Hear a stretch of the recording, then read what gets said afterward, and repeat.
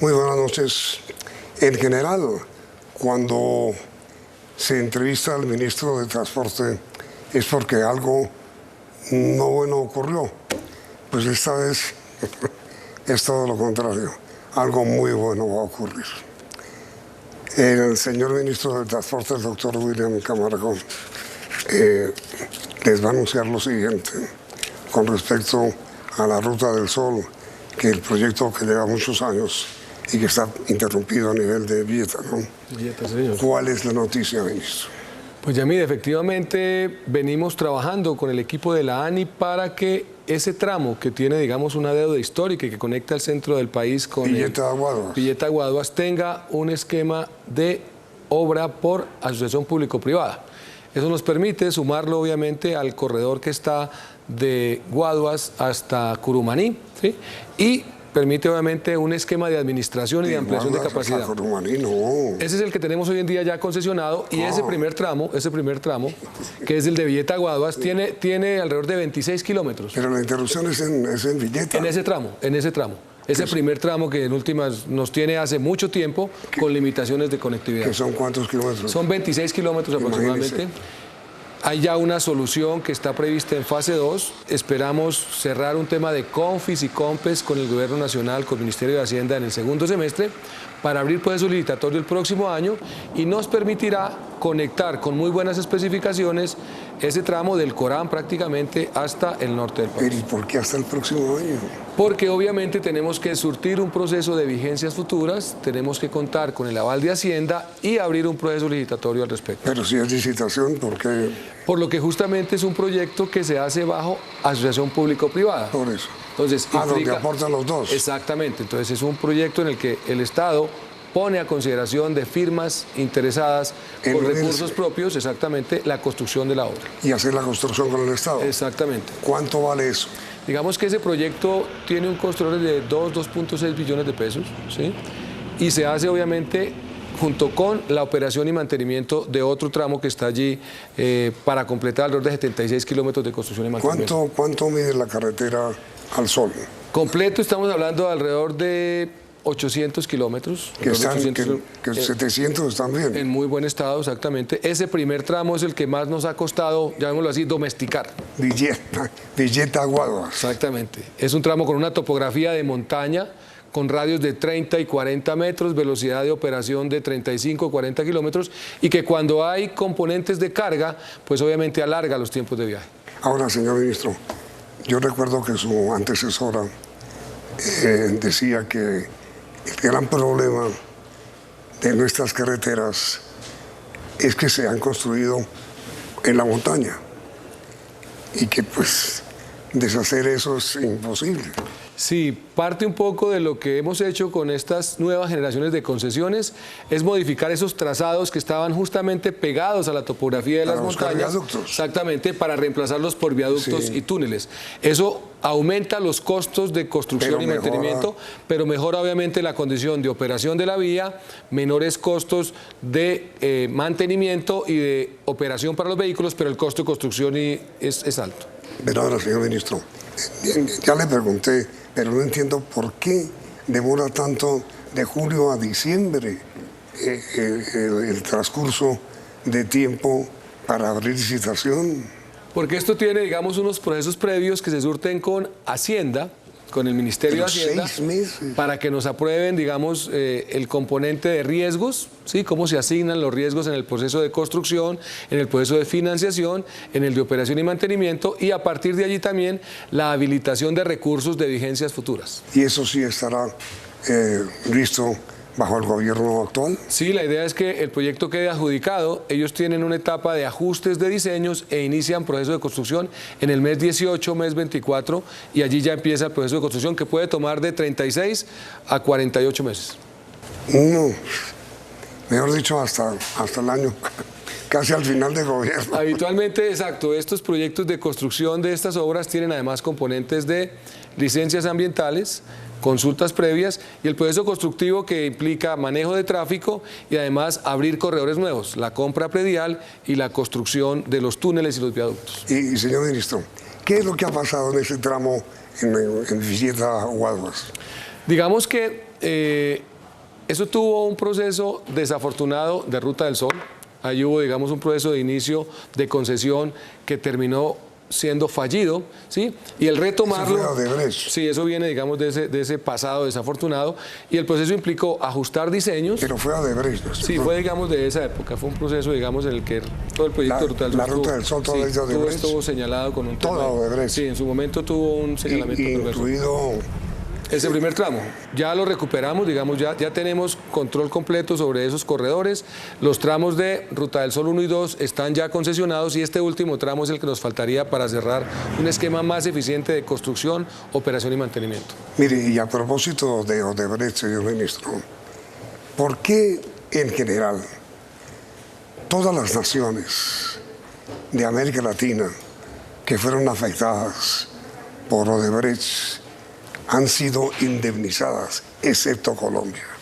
Pues digamos que hay un proceso que el gobierno nacional tiene que abordar frente a mecanismos de compensación con Odebrecht. Esa es una discusión que tiene que ver, digamos... Perdón, no lo entiendo. O sea, en su momento, gobiernos del pasado dejaron el tema de Odebrecht como en stand-by, ¿sí?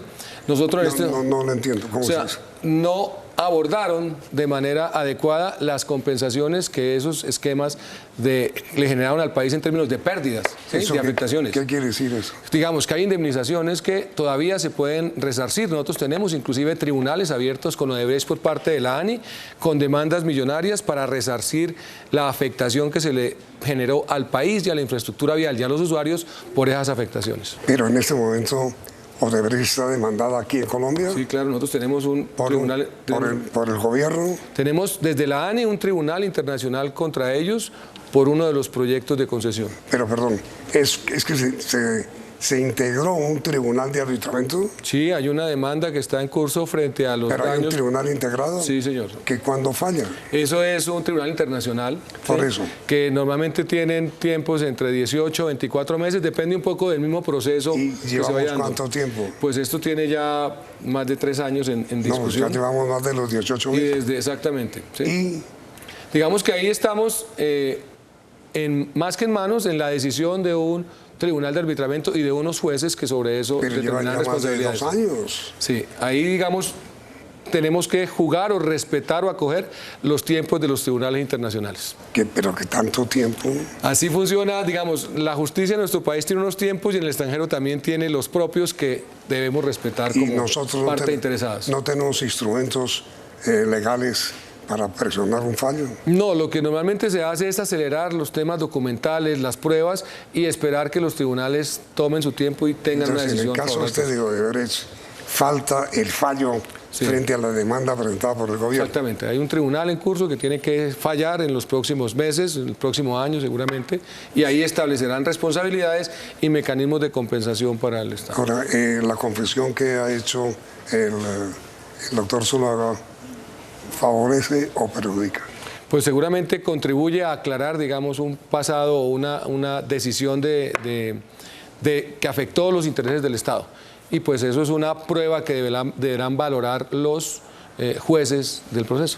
Pero usted piensa que frente a esa confesión, Colombia tiene un camino más despejado para ganar la demanda o no. Pues digamos que eso se incorporará en su momento al proceso y el juez valorará la pertinencia de las pruebas y cómo ayuda a tomar una decisión en favor, esperamos, del país. La gran obra que Odebrecht construyó en Colombia fue la Ruta del Sol, ¿no? Sí, esa fue una de las... Y también la gran estafa, digamos, a la altura de este primer tramo. Sí, hay unas afectaciones al patrimonio público y una afectación sobre todo al servicio de los colombianos por la falla o el siniestro de esa obra. Ahora, Fasecolda, señor ministro, ha pedido unas reformas en el SOAT. ¿Cuál es su opinión sobre el tema?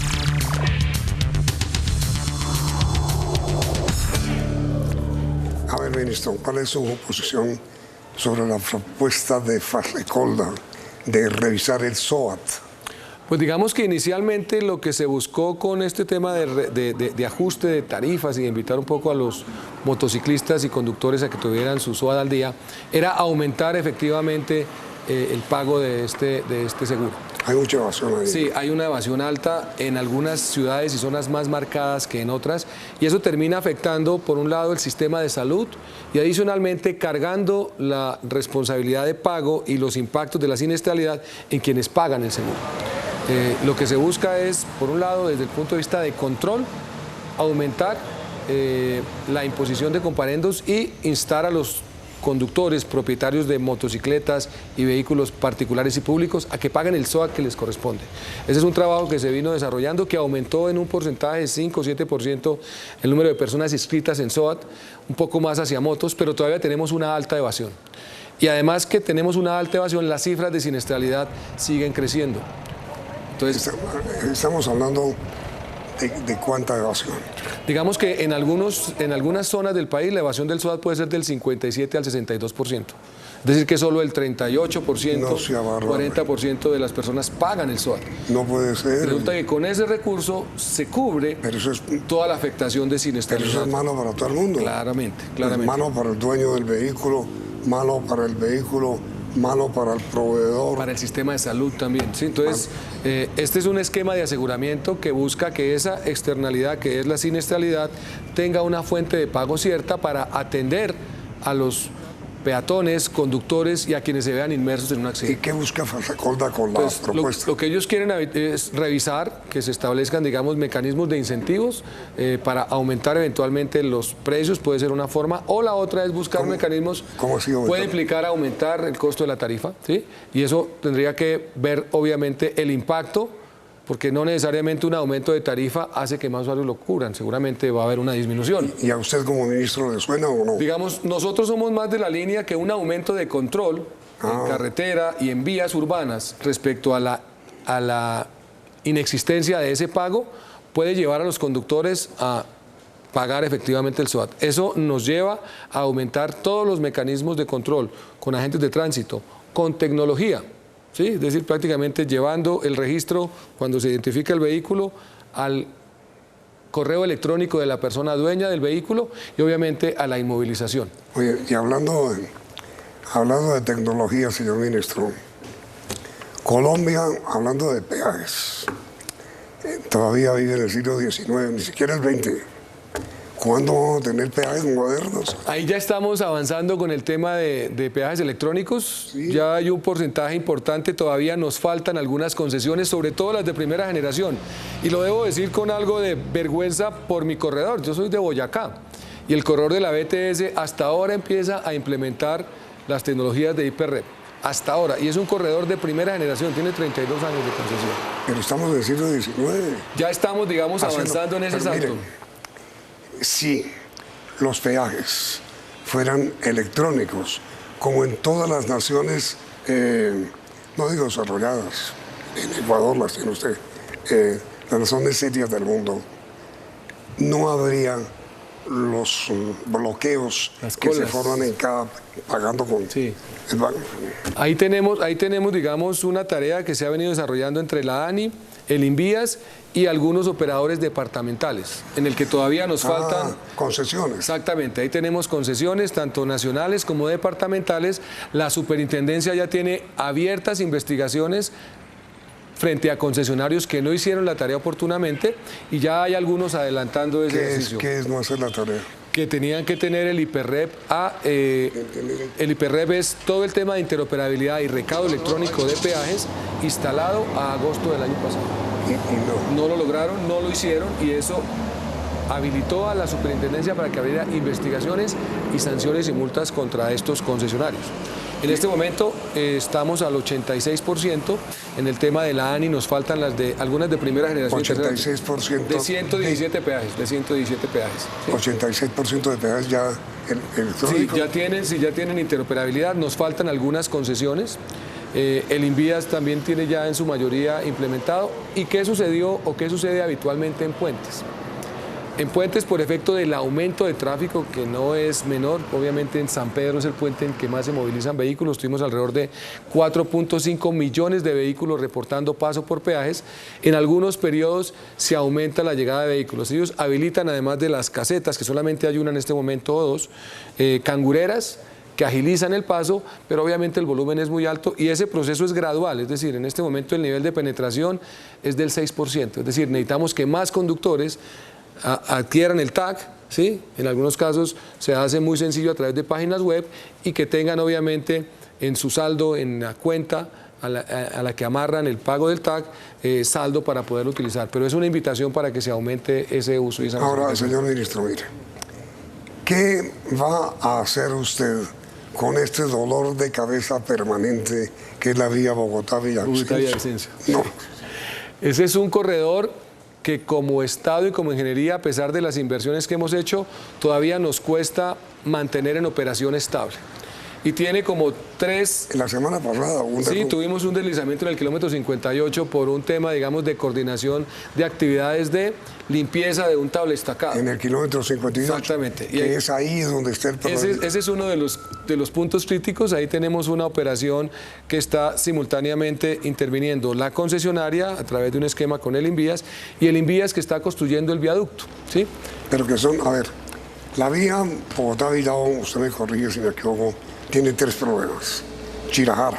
Sí. ¿Qué hay de Chirajara? Chirajara, el concesionario nos ha planteado que al mes de octubre está entregando ese viaducto que tuvo también una historia desafortunada de una falla en su construcción con pérdida de vidas humanas. Bueno, si está en octubre es una buena opción, digamos. Sí. Chirajara.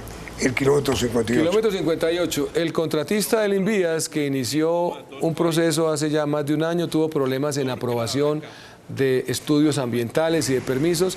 En este momento tiene un avance del 10-12% del proceso de construcción. Nada. Hasta el otro año tendríamos ese viaducto terminado, ¿sí? Y ahí se suma un tema de mantenimiento de ese tablestacado para que no haya deslizamientos mientras el viaducto está terminado. Terrible. Sí, ahí tenemos ese punto todavía en riesgo. La semana pasada tuvimos un tercero es el túnel 13. Túnel 13 fue un túnel que colapsó por efecto de un tema de infiltración de aguas y otras valoraciones técnicas que existen allí. Y al lado de ese túnel 13 hay un puente que conecta dos túneles.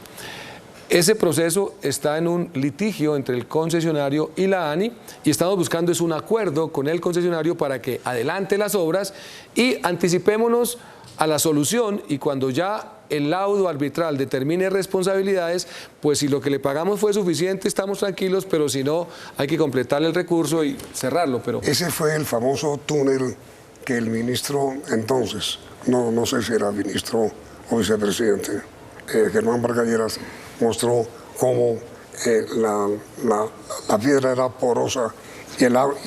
Sí, hay una afectación, El túnel se está filtrando. Exactamente. Hay una afectación de esa estructura que literalmente colapsó parcialmente. Es eso, ¿no? Sí, hay que reconstruirlo, hay que hacer, digamos, un traslado de riesgos a quien haga la ejecución de las obras. ¿Hay que reconstruir el túnel? Sí, ahí hay que hacer una reconstrucción porque el túnel prácticamente colapsó parcialmente. ¿Todo el túnel? Hay un tramo que ya colapsó. Entonces, eso implica un acuerdo con el concesionario para que ejecute las obras y a partir de allí, dependiendo de lo que determine el laudo, pues se establecerán responsabilidades de a quién le competía. Mientras tanto, cerrado. Sí, entonces, ¿qué estamos haciendo con ellos? Mesas de trabajo para tratar de encontrar un acercamiento técnico y de costos para resolver ese tramo. Entonces, desde cuando se produjo el daño que se descubrió, el túnel está cerrado. Exactamente, ahí no hay operación. No hemos hecho nada. Exactamente, ahí estamos trenzados en un litigio y estamos buscando una conversación amigable con el concesionario para restablecer... Perdón, hacer una pregunta. ¿En dónde están los ministros de transporte? ¿De dónde estaban?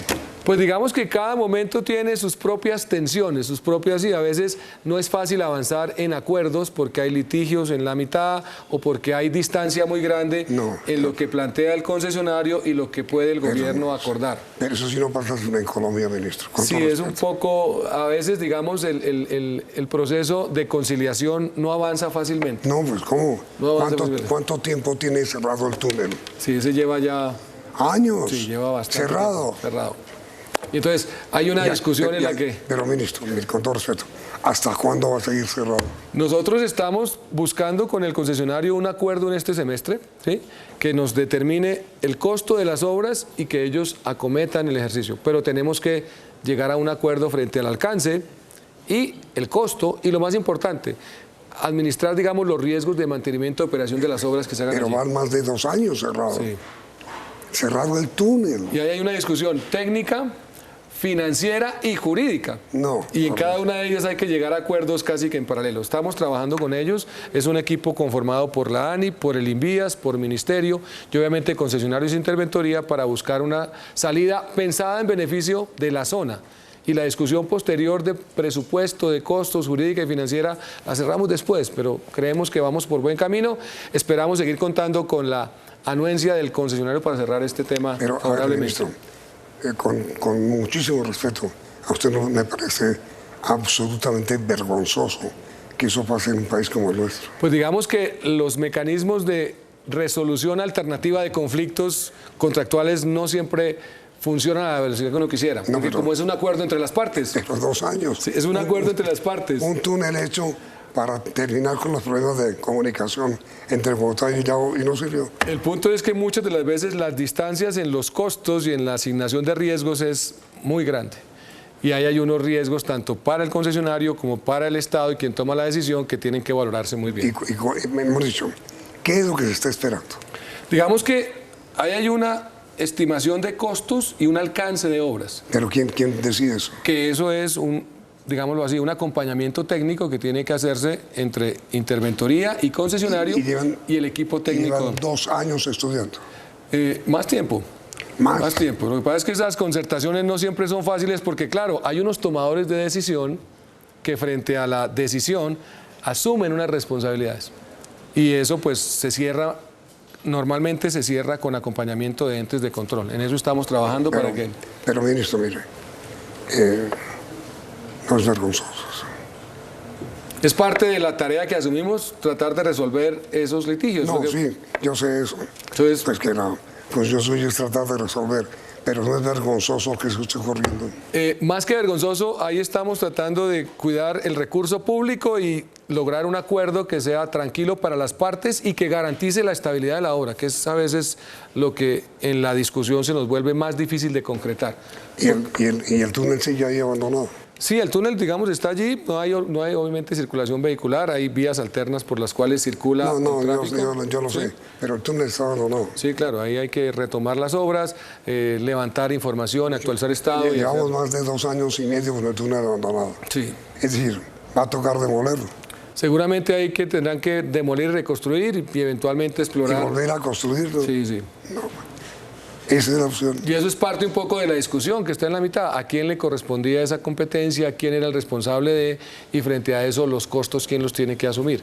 Entonces, lo que estamos buscando es, definamos el costo de la obra, avancemos con la solución y cuando el tribunal determine responsabilidades, revisamos si hay lugar a una compensación o a una devolución de recursos. Entonces, comenzamos con una buena noticia, que es la apertura de la Ruta del Sol. Sí.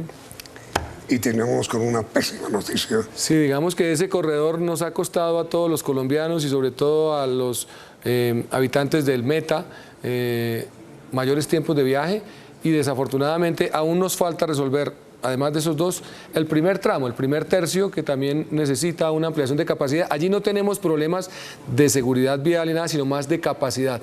No, pues falta resolver el problema en Villeta Guaguas y falta resolver el problema del túnel. Exactamente. Que va a tocar demolerlo. Sí, ahí hay que hacer una reconstrucción de ese túnel. No puede ser. Porque el colapso prácticamente tumbó la estructura, la afectó y hay que obviamente reconstruir. Y 2 años abandonado, imagínense lo que le ha pasado. Está totalmente perforado.